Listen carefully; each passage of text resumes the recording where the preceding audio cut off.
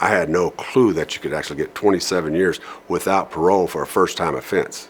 I thought those kind of sentences were reserved for predators and people who hurt people. I once met a prosecutor who told me he'd never met a kingpin, but he sentenced a lot of people to kingpin sentences because of the law. The sentencing guidelines doesn't give the judge discretion. My judge looked me right in the eye and told me, I don't want to do this. I got sentenced back in 1992 to 27 years federal prison for first-time offense. Got commuted in 2006 by President Bush. It's a powerful thing. I was telling the president today that never underestimate one act of kindness that changed somebody's life. Today, when they told us the news that he commuted to 61 people, I had tears flowing down my eyes because I know what the conversation they were having today. They were having one. They were getting told by their lawyer or whoever that they were going home, and I know that feeling that rushed through them because I experienced it myself. I was told when I got arrested that I was looking at a year maybe, and then at my advice of my lawyer, I went to trial, and I wound up getting 27 years because I was charged with conspiracy for everybody who was involved.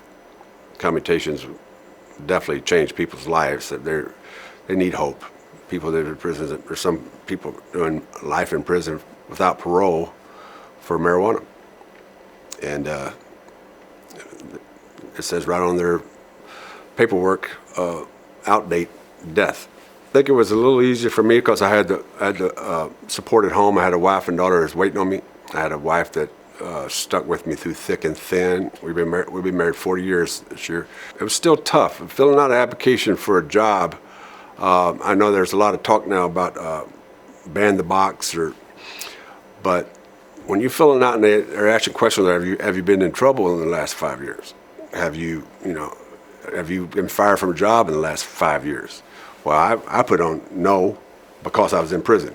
No, because I kept putting that. I wanted to make sure I was as truthful as possible with them because I was applying for a federal job, and I knew that they would vet me, and I didn't want them to come back. After I come in and prove myself as being a good worker, which I was sure I was going to, I didn't want them to come back and find something like that I wasn't truthful and lose that job. 14 years of a gap in my history was hard to explain, but I made sure I explained it very well. I had some people who took a chance on me.